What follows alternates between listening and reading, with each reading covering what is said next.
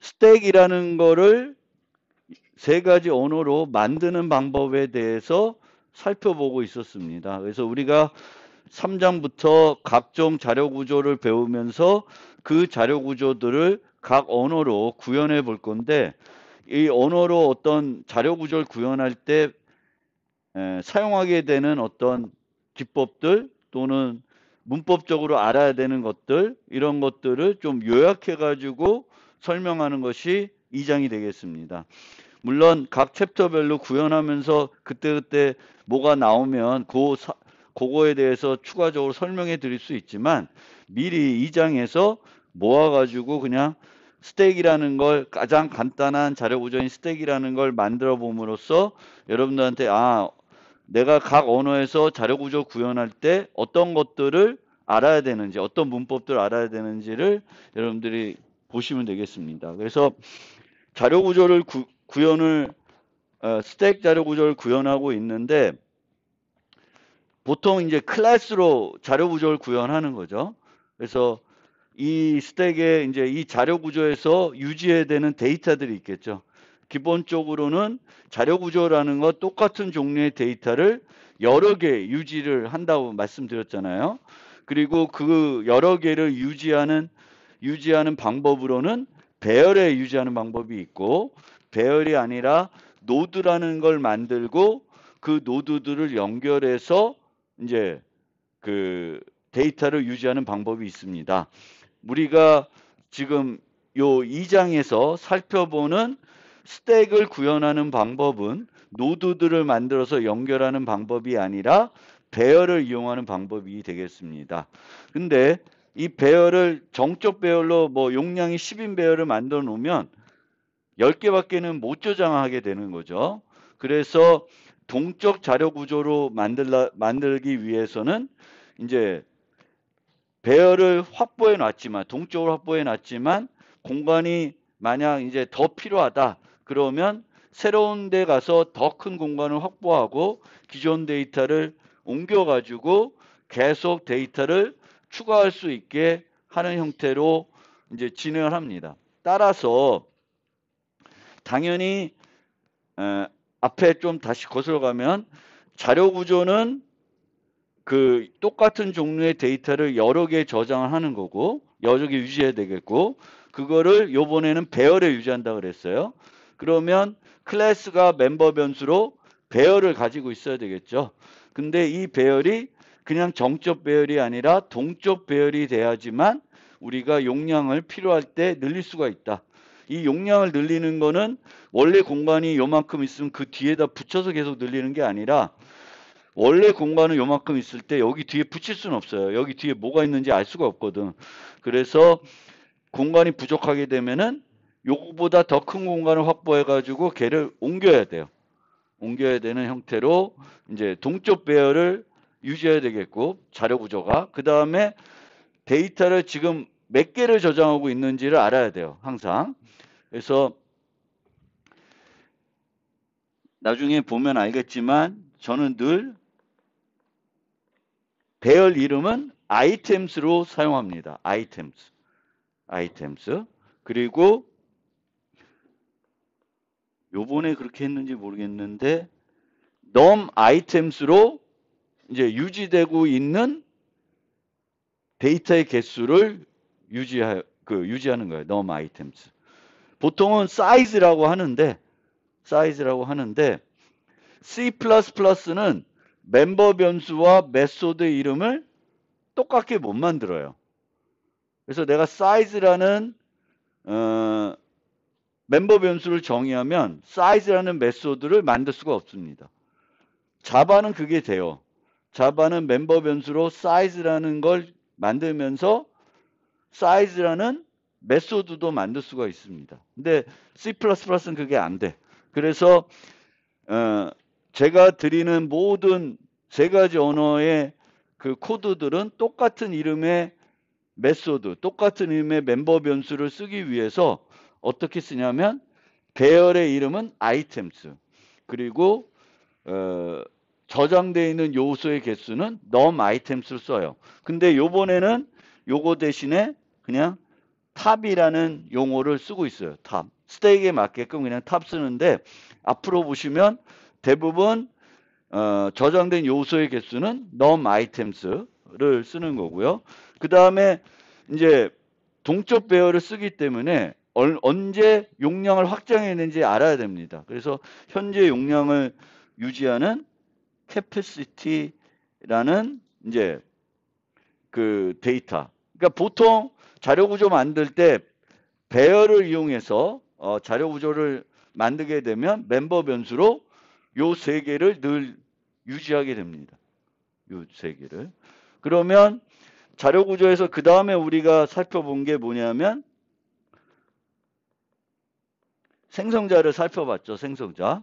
그래서 동적 배열이니까 처음에 그 배열을 아무것도 확보하지 않은 상태에서 시작할 수도 있어요. 그러니까 용량도 0, 크기도 0 이렇게 해가지고 생성해가지고 처음부터 확장해 나갈 수가 있는데 그러면 너무 처음에는 작게 확장이 돼가지고 너무 자주 확장이 됩니다. 그래서 기본 용량을 우리 2장에서는 이제 10 용량을 뭐 물론 내가 작게 하고 싶으면 할 수도 있는데 내가 특별하게 용량을 지정하지 않으면 기본 용량을 얼마로 시작해요? 10으로 시작하겠다. 이제 이런 개념으로 이제 해주는 거고 있고 생성자들 중에는 그냥 자료 구조를 만드는 그런 생성자도 필요하지만 또 우리가 쓸 때 뭐가 또 많이 필요하냐면 몇 개의 데이터를 나열해 가지고 이 데이터들을 자료 구조에 집어넣은 상태에서 출발하고 싶은 거예요. 그거를 초기값 목록을 나열하는 거예요. 우리가 일반적인 언어에서도 배열을 생성할 때 초기값 목록을 나열할 수가 있잖아요. 그런 마찬가지로 자료 구조도 생성과 동시에 초기값을 나열해 가지고 이 초기값들이 이제 그 배열에 그러니까 자료 구조에 들어가게끔 하고 싶은 거예요. 그래서 이제 C++에서는 STD Initialize List라는 거를 사용하고 있고 자바에서는 가변 인자를 이용해 가지고 그걸 만들고 있고 파이썬도 가변 인자를 이용해서 만들고 있습니다. 그리고 C++는 이제 기본 인자가 있기 때문에 만들어야 되는 생성자의 개수를 많이 줄일 수 있고요. 그런데 자바는 그 기본 인자가 없기 때문에 다중 정의를 일일이 해서 여러 개의 생성자를 그 자료 구조를 편리하게 사용자들이 쓸 수 있게 필요한 여러 개의 생성자들을 정의해야 됩니다. 파이썬은 다중 정의가 안 돼요. 다중 정의가 안 되고 기본 인자가 있고 뭐 여러 가지 있어서 그걸 이용해 가지고 이제 생성자를 정의해서 사용하게 됩니다. 그 다음에 이제 살펴볼 게 여기 이제 그 다음에 가면 소멸자입니다. 소멸자, 생성자, 소멸자, 일반 연산 이렇게 살펴볼 거예요. 그래서 멤버 변수로 아까 그게 필요하다 그랬고 그 다음에 생성자에서 그 기본적인 초기화를 해주는 거죠. 그 다음에 내가 자료 구조를 다 썼어요. 그러면 자료 구조가 이제 소멸될 때 내가 쓰던 공간을 내가 직접 반납해 줘야 되겠죠.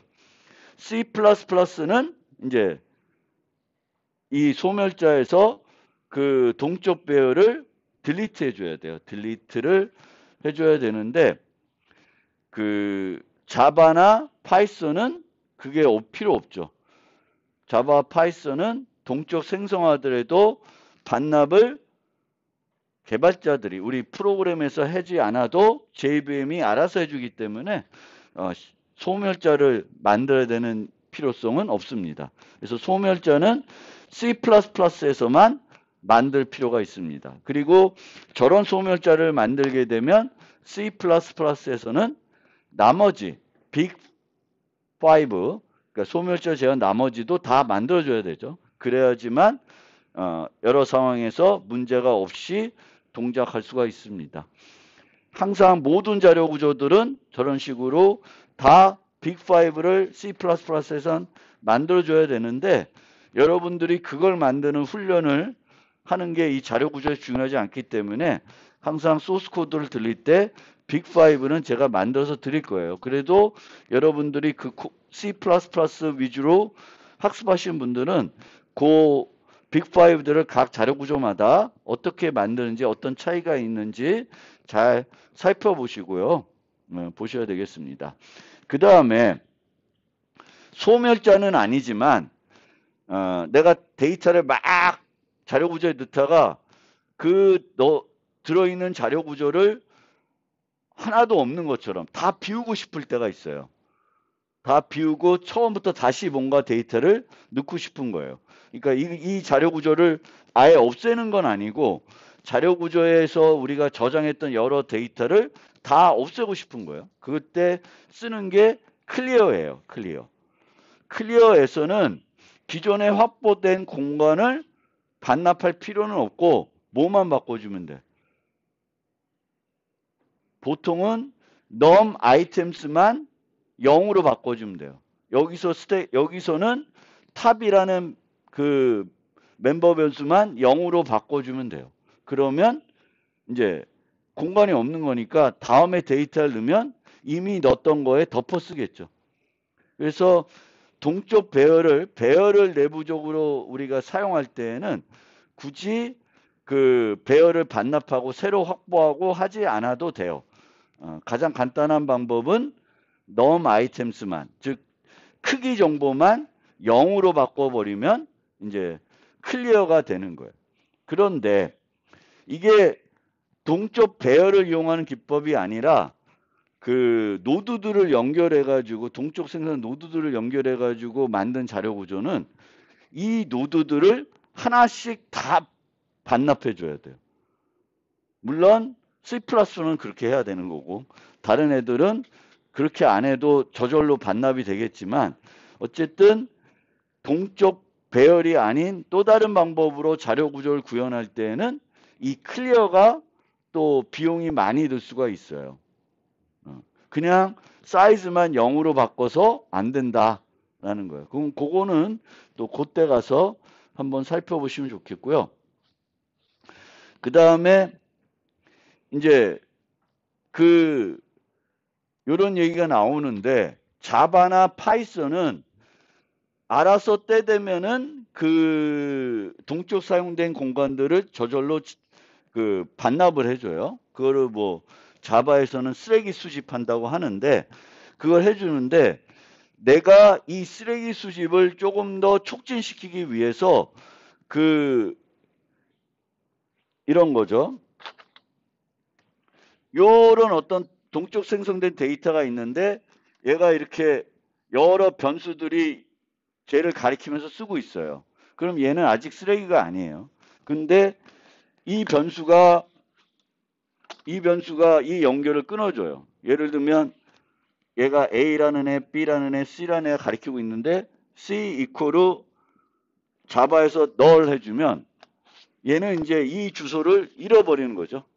그럼 얘를 가리키는 애가 없어지는 거예요. 그 다음에 B도 null 해주면 이 주소가 또 사라지겠고 그럼 얘 가리키는 애가 하나야. 그 다음에 A도 이퀄로 null 하면 얘를 가리키는 애가 이제 아무것도 없게 되는 거예요. 그럼 얘가 아무것도 없게 되면 자바에서는 얘를 쓰레기라 그래요. 동적 할당된 공간이지만 아무도 안 가리키는 거예요. 아무도 안 가리키기 때문에 이제는 필요 없는 데이터가 되겠고 자바 JVM은 이런 애들을 쓰레기를 수집해가지고 없애가지고 이 공간을 이제 다음에 쓸 수 있게끔 해주는 거예요. 그러니까 우리가 딜리트를 안 하고. 그러니까 그거를 좀 빠르게 하고 싶으니까 원래는 이제 배열에 만약에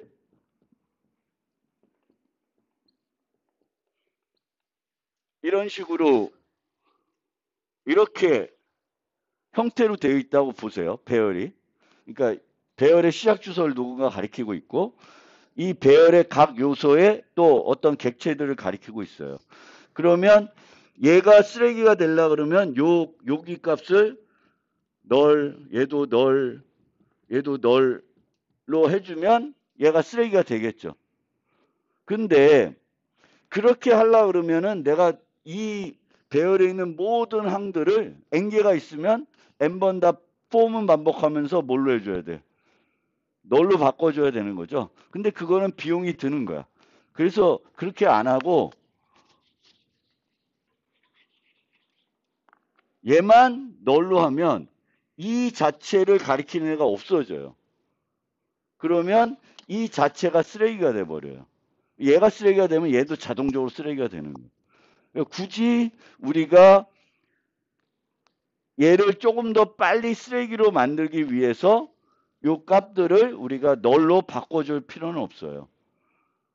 그래서 뭔가 소멸하거나 클리어할 때 더 빨리 뭔가 반납을 하게끔 만들기 위해서 널로 어떤 값들을 널로 바꿔줄 필요는 없다. 자바나 파이썬도 마찬가지예요. 파이썬은 none이라는 값으로 바꿔주겠죠. 그러면 이제 없어지게 되는데 파이썬이나 자바는 그거를 촉진시키기 위해서 빨리 널로 바꿀 필요는 없다. 특히 그 비용이 많이 필요하면 이렇게 n개인데 n개가 필요하면 그런 거는 안 한다는 거예요. 그 다음에 이제 좀 중요한 얘기인데 데이터를 이제 용량을 확보해 가지고 데이터를 쭉 저장을 했어요. 근데 이제 그 배열의 용량만큼 데이터가 찼어. 근데 또 추가를 했어, 데이터를. 그럼 이제 더 이상 거기에 저장할 수가 없는 거예요.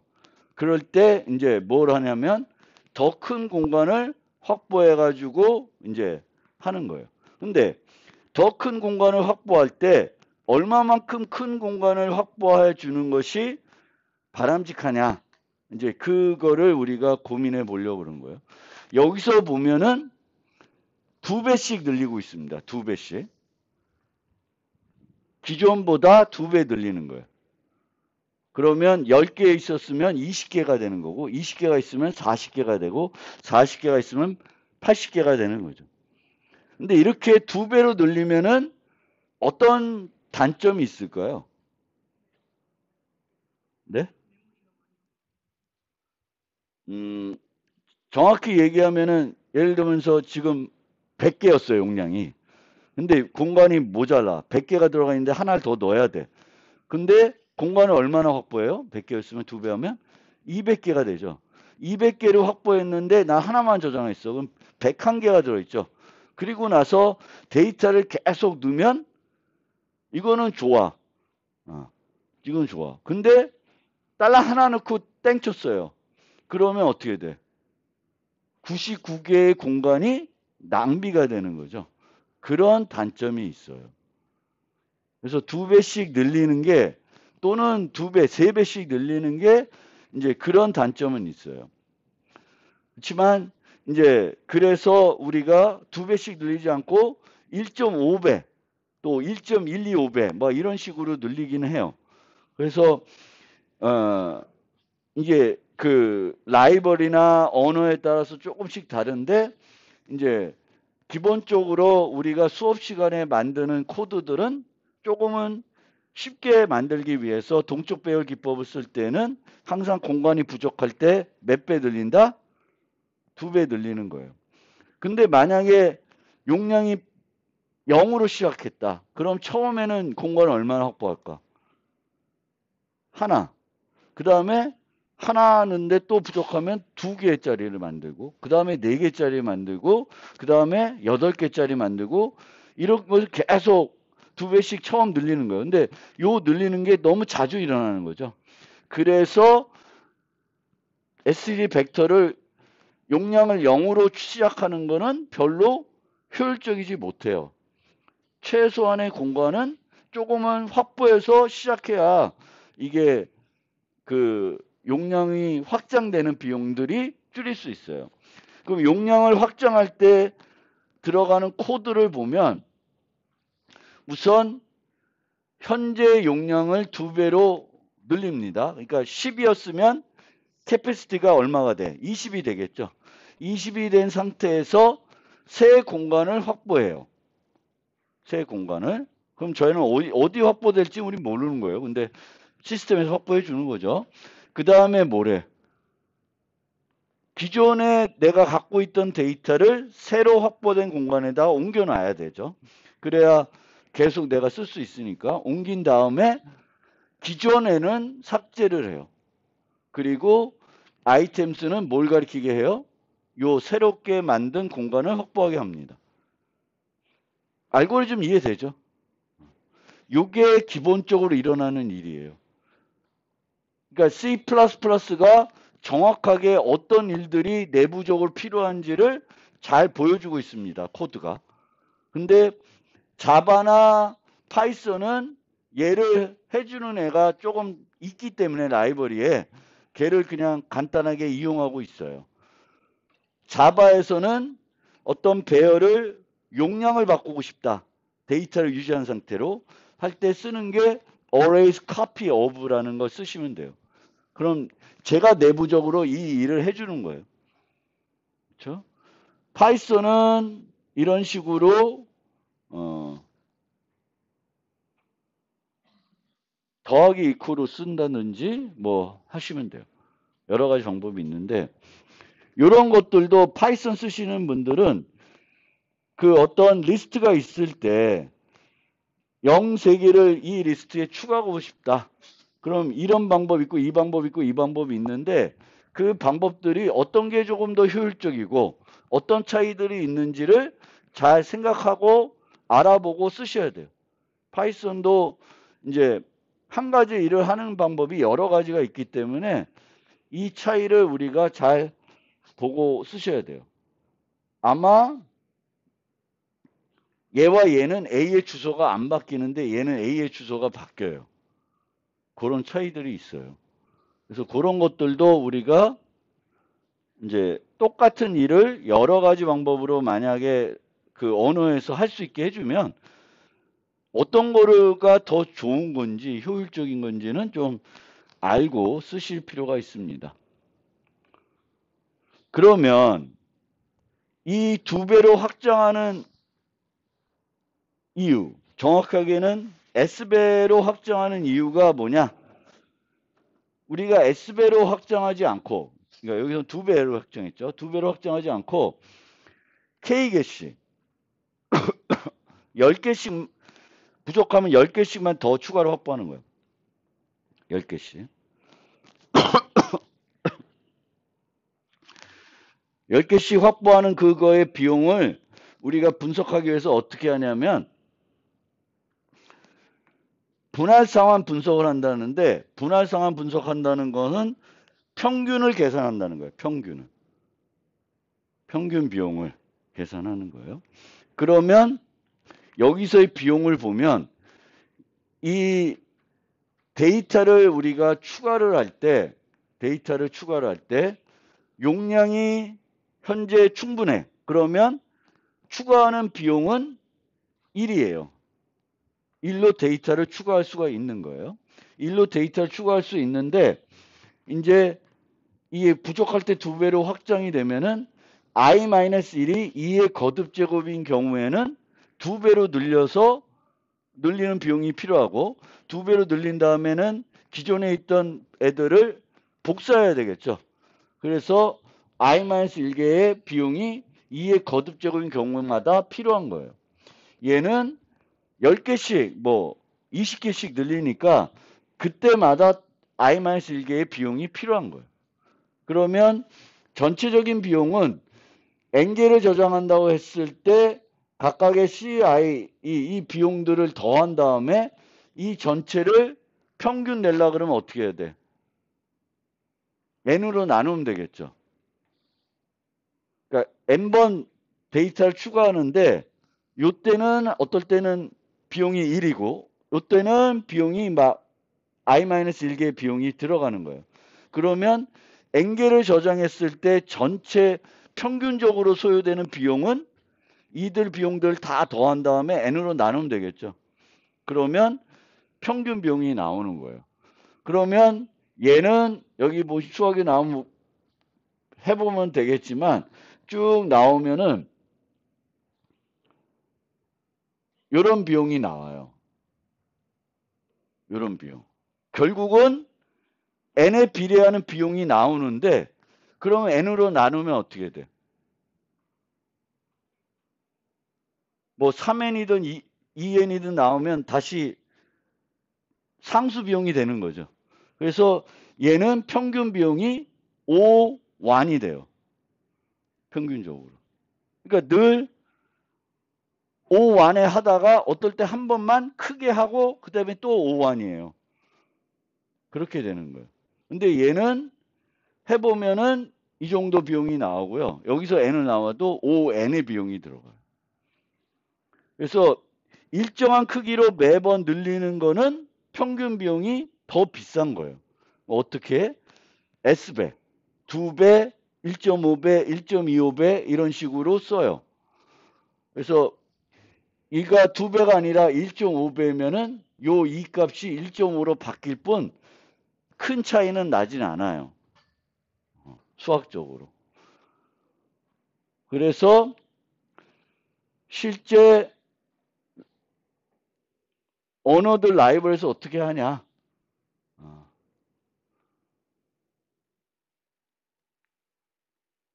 여기 보통 2배로 확장한다고 했지만 C++는 마이크로소프트 MSVC 라이브러리 있죠? MSVC 라이브러리에서 SD 벡터가 용량이 부족했을 때 몇 배 늘리는 그거하고 그 GCC에서 하는 거하고 또 달라요. 어떤 게 1.5배, 어떤 건 2배예요. 그러니까 그 C++ 표준 라이브러리는 그 표준 라이브러리를 누가 만드느냐에 따라서 그 용량이 부족할 때 늘리는 그게 달라요. 정확하게 있지 않고요. 어레이 리스트는 자바는 1.5배고요. 파이썬은 1.125배를 쓰고 있습니다. 1.125배. 근데 이게 작고 크고는 크게 보지만 제가 느낄 때에는 어떤 차이점이 있냐면 아까 얘기한 것처럼 이게 배수가 늘어나면 늘렸을 때 그 다음에 내가 충분히 많이 저장하면은 비용을 그만큼 절약할 수가 있어요. 한 번에 많이 늘려놨으니까 그 다음에 계속 싼 비용으로 여러 차례 할 수 있는 거예요. 그래서 그걸 나눠버리면은 상쇄되는 거예요. 그때 크게 늘린 게. 근데 10개씩 하면 계속 그 10개가 늘어나는 게 계속 누적이 되거든요. 근데 아까 얘기했듯이 100이었는데 2배를 넣었더니 200이 됐는데 하나만 넣고 땡쳤어. 그러면 너무 99개 공간이 낭비가 되는 그런 평균 비용이 그게 5완이라고 얘기하기가 어려운 거예요. 그래서 여기서 주는 교훈은 뭐냐면 여러분들이 이 2배로 늘리는 또 1.5배 늘리는 거에 의존해 가지고 데이터를 추가하면 효율성이 별로 안 좋다. 어떻게 해야 돼?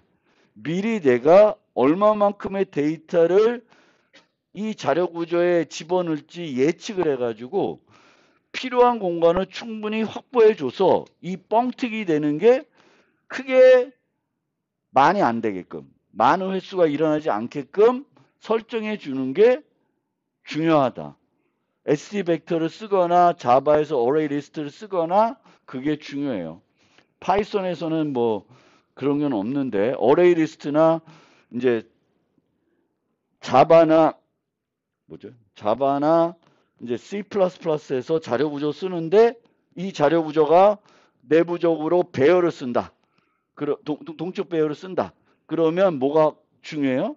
초기 용량을 충분히 확보해 주는 게 내가 집어넣을 데이터를 고려해서 데이터의 개수를 고려해서 충분히 확보해 주는 게 중요해요. 그 다음에 보통 보면 이런 연산들을 제공해 줘요. 이게 뭐냐면 아까처럼 200으로 늘렸는데 내가 하나만 지어놓고 이제 더 이상 데이터를 추가할 일이 없어. 그러면 많은 공간이 낭비되고 있잖아요. 그럼 이 많은 공간들을 내가 반납하는 거예요. 반납하는 게 이런 거예요. shrink to fit, trim to size. 그러니까 원래는 지금은 용량과 크기가 다른 상태잖아요. 용량은 200이고 크기는 101이에요. 그거를 일치시키게 하는 것이 요 형태예요. 그럼 이 연산들은 어떻게 구현할까? 여러분들 얘는 어떻게 구현할 거라고 생각해요? 현재 용량이 200인데 크기는 101이에요. 근데 나는 크기를 101로 바꾸고 싶어요. 그러면 내가 쓰는 200개의 공간 중에 101개까지 연속 공간일 테니까 101개까지만 쓰고 나머지 뒤에 있는 거는 반납해 주세요라고 할 수 있어요? 그게 언어적으로 문법적으로 안 돼요. 그러면 얘네들은 어떻게 구현해요? 101개의 공간을 확보한 다음에 옮겨놓고 200개의 공간을 버리는 거예요. 그러니까 얘도 비용이 싼 비용은 아니에요. 싼 비용은 아니지만 내가 얼마나 많은 공간을 쓰고 있는데 낭비스럽고 더 이상은 추가할 것도 없어.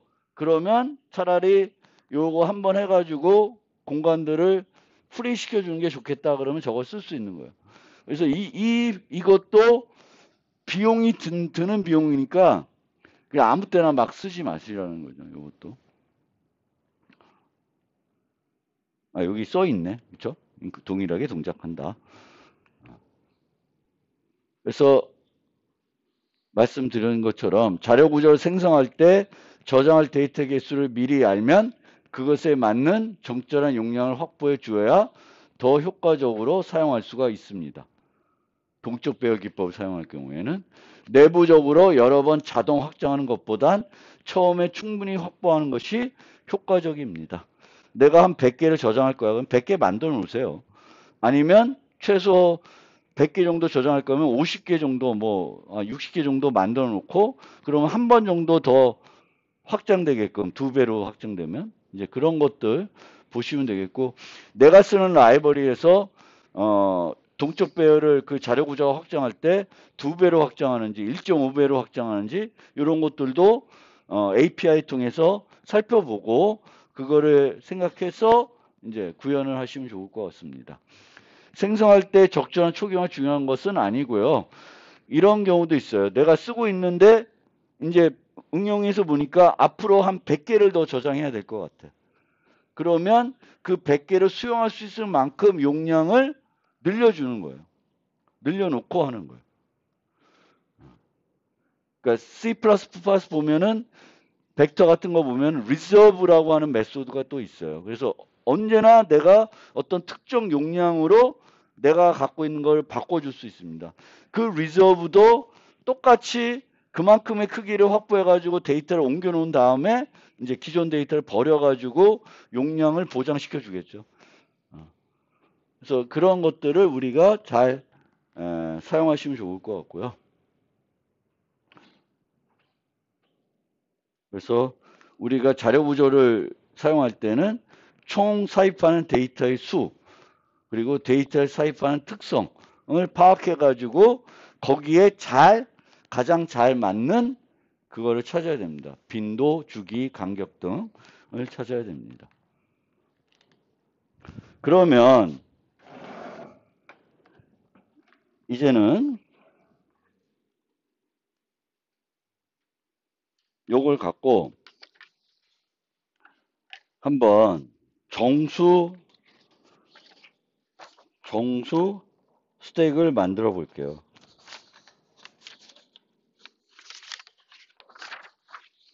별거 없어요. 별거 없고요. 이 C++로 우선 해볼게요. 지난번에 보여드렸듯이 필요한 거 capacity top 아이템 쓰고요.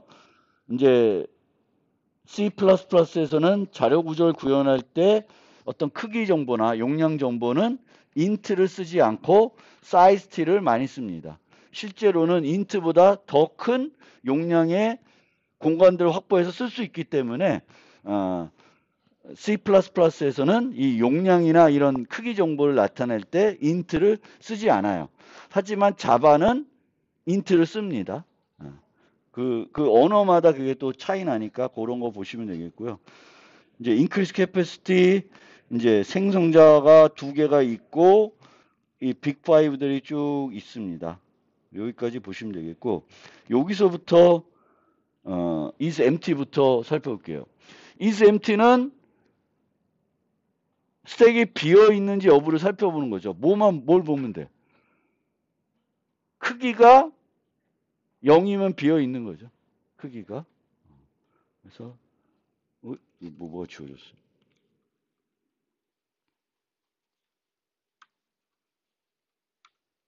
return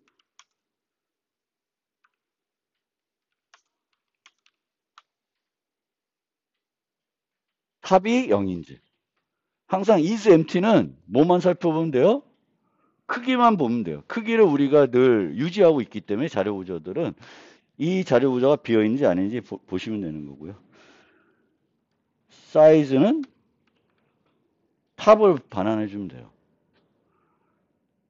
말씀드렸죠? C++는 메소드 이름과 멤버 변수 이름을 같게 못 만들어요. 그래서 사이즈로 쓰고 싶은데 못 써서 여기서는 톱 쓰고 주로 나중에 자료 구조 만들 때는 num items를 이제 쓰겠습니다. 그리고 크기를 반환해주는 메소드는 모든 곳에서 사이즈로 쓰는 거예요. 그 다음에 클리어. 클리어는 동적 배열이니까 뭐만 바꿔주면 돼.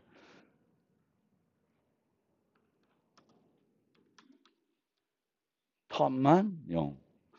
근데 이제 이 탑만 0으로 바꿔주면은 이제 용량이 이만큼 되어 있는데 탑을 0으로 바꾸면 용량이 너무 낭비스러울 수도 있어요. 이제 그럴 때는 내가 뭔가 조절해 주는 게 아니라 자료 구조 쓰시는 분들이 아까 봤던 string to size라든지 이런 걸 이용해 가지고 그런 메소드를 제공해 줘서 그 쓰는 사람이 필요할 때 그 용량을 줄이게끔 반납해가 줄이게끔 하는 것들을 기능을 추가해 주면 돼요. 그건 여기서 만들지는 않고 있지만 보통은 클리어에서 뭐 용량을 우리가 최초에는 여기서는 용량을 10으로 했으니까 물론 기존에 그거를 이런 식으로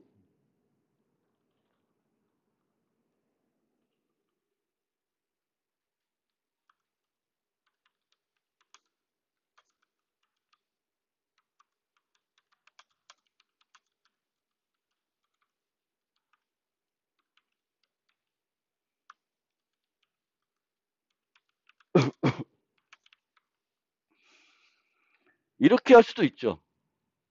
이건 뭐예요? 기존에 얼마 확보하고 있는지 모르겠지만 무조건 반납해버리고 원래 우리가 생각했던 기본 용량인 10으로 만들어가지고 출발할 수도 있어요. 이거는 근데 스타일? 뭐, 자기가 만든 사람이 어떤 나는 이런 게 더 좋을 것 같다. 뭐 이렇게 하면 이렇게 만들 수도 있는데 보통은 그냥 현재 용량을 따져서 뭐 복잡하게 하는 게 아니라 그냥 간단하게는 탑만 0으로 바꿔주고 아까 같은 shrink to fit 뭐 이런 메소드를 별도로 만들어 가지고 이제 줄이게끔 하는 거예요.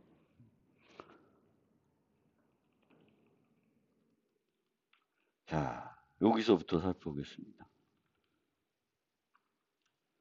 여기서부터가 이제 핵심 연산들이에요. pick, push, pop. 요 세 가지가 이 스택의 핵심 연산인데 이 세 가지 핵심 연산들을 보통 만들 때는 정상적인 경우에 어떻게 할지부터 생각하기보다는 얘를 항상 쓸 수 있는 거냐. 어떨 때는 얘가 안 되지? 그걸 살펴봐야 돼요. 픽은 뭘 해주는 거냐면 스택에 데이터를 막 추가를 하면은 맨 꼭대기에 뭔가 있겠죠. 이 맨 꼭대기에 뭔가 있는지를 보여주는 게 피크예요. 근데 항상 꼭대기에 뭐가 있어요? 어떨 때 픽이 안 되는 거예요. 어떨 때 보여줄 수가 없어요. 언제 못 보여주죠? 스택에 자료가 데이터가 하나도 없으면 안 되는 거예요. 그러면 그거를 검사를 해줘야 돼요. 여기서도 직접 내가 탑이 0인지를 할 수도 있잖아요. 근데 보통은 이미 그 검사하는 기능을 만들어 놨으면 그거를 호출해서 써요. is empty를. 그럼 이거 호출하니까 오히려 성능이 떨어질 거다라고 생각할 수 있잖아요. 그렇지 않아요. 왜냐하면 컴파일러가 잘 최적화해서 아마 그냥 인라인으로 넣어줄 거예요. 그러니까 우리는 이미 만들어 놓은 기능이 있으면 그 기능을 호출해서 쓰면 되겠고요. 그걸 최적화하고 함수 호출 한 번 더 해서 이거 속도가 더 나쁠 것 같아. 그런 걱정은 하지 않고 쓰시면 되겠고요. 그 다음에 throw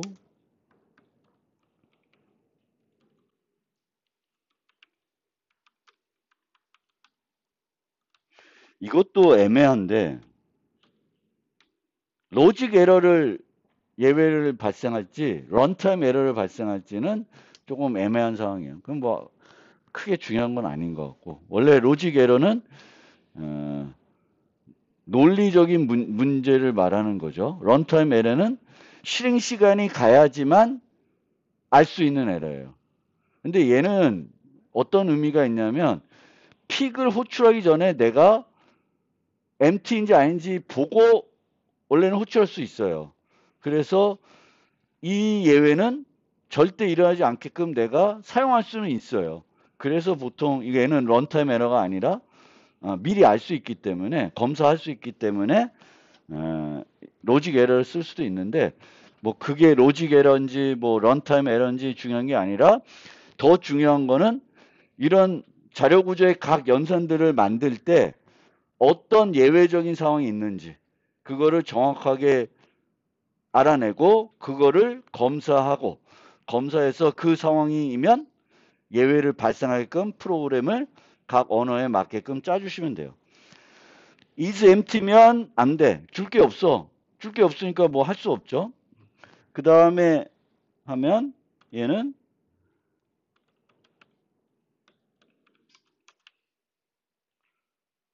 정상적인 경우에는 뭘 반환해 주면 돼요? 탑에 있는 걸 반환해 주면 되죠. 근데 탑이 5면 실제 데이터는 어디에 있어요? 색인 4에 있는 거죠. 그래서 탑 마이너스 1을 해가지고 리턴해 주면 돼요. 그래서 픽 이런 거 원래 이 정도 짜는 게 어려우시면 곤란한 거지. 예, 지금은 곤란합니다. 그래서 이렇게 하시면 되겠고요. 그 다음에 푸시. 푸시는 문제가 되는 상황이 있나요? 항상 푸시 돼요? 언제 문제되죠? 네? 네. 용량이 이만큼 있는데 용량만큼 데이터가 다 들어있는 거예요. 그러면 뭐부터 해야 돼? 용량을 확장부터 해야 돼요. 그래서 if top equal capacity면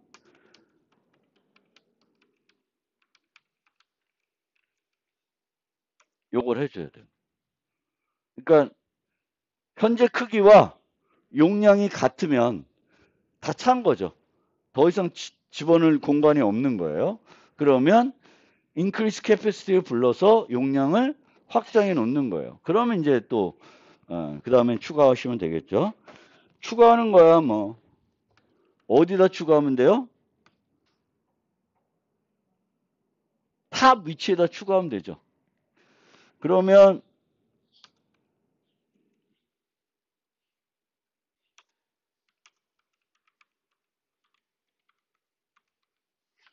이렇게 하면 끝나나요? 뭘 더 해야 되죠? 뭘 더 해야 돼요? 탑 위치에다 넣었어요. 현재가 5야. 그러면은 가장 꼭대기 내는 4에 있겠죠? 그럼 5에다 넣으면 돼요. 근데 넣고 나서 뭘 해야 돼? 탑이 하나 증가돼야 되죠. 그러면 이렇게 하면 되는데 이것도 뭐 귀찮죠. 이렇게 하기엔. 이런 식으로 많이 하죠. 아니 아까처럼 그냥 하고 해도 돼요. 어느 게 읽기 편한지 어느 게 내가 좋아하는지에 따라서 두 줄로 해도 되고 한 줄로 해도 돼요. 상관없어요. 근데 보통 요 정도는 이제 이렇게 많이 해요. 간결한 거, 특히 C++는 간결하게 짜는 걸 되게 좋아하기 때문에 이제 탑의 현재 위치에다가 넣고 탑을 넣은 다음에는 플러스 플러스 해놓는다. 이해되는 코드죠? 그래서 탑 위치에다가 데이터를 넣고 탑은 하나 더 증가시켜 놓는 거예요. 그럼 하나 더 들어가면 원래 5였으면 6이고 들어간 애는 5에 들어가는 거예요. 그럼 다 됐네. 그 다음에 이제 하나 남았네요. 팝. 팝도 아무 때나 돼요? 아무 때나 안 되죠. 팝도 픽과 마찬가지로 비어 있으면 팝에서 줄 게 없어요. 픽과 팝의 차이는 뭐예요? 팝은 픽과 똑같은데 뭘 또 바꿔줘야 돼? 탑을 바꿔줘야 돼요. 탑을. 그 차이만 있어요.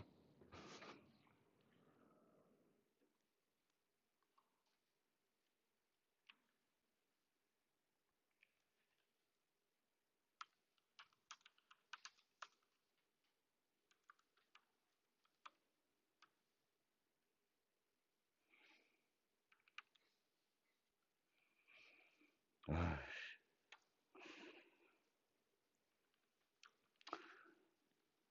네. 내가 정상적으로 합시다. 아. 이렇게 짤 수는 있어요. 이제 반환할 게 탑 마이너스에 있는 거죠. 근데 얘를 줘야 되는데 탑을 마이너스 마이너스 해야 되니까 이런 식으로 내가 이해한 개념대로 내가 반환할 거를 임시 변수에 넣어놓고 이제 탑을 감소시키고 렛 할 수가 있어요. 물론 얘도 간단하게 한 줄로 짜면 어떻게 짜냐? return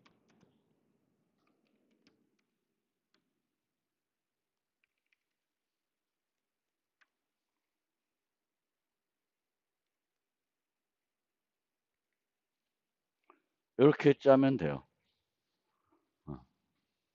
그래서 탑을 미리 감소시켜 놓고 이제 그 위치에서 반환해 주시면 돼요. 그러면 스택이 되는 거예요. 스택은 끝이에요, 이게. 여기에 이제 반복자를 만들어 놨는데 보통은 스택은 반복자를 제공 안 해요.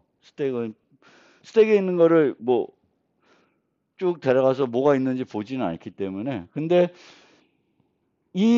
이런 형태로 우리가 이제 프로그램을 이제 자료 구조를 짭니다. 자료 구조를. 간단하죠. 예. 그래서 푸시팝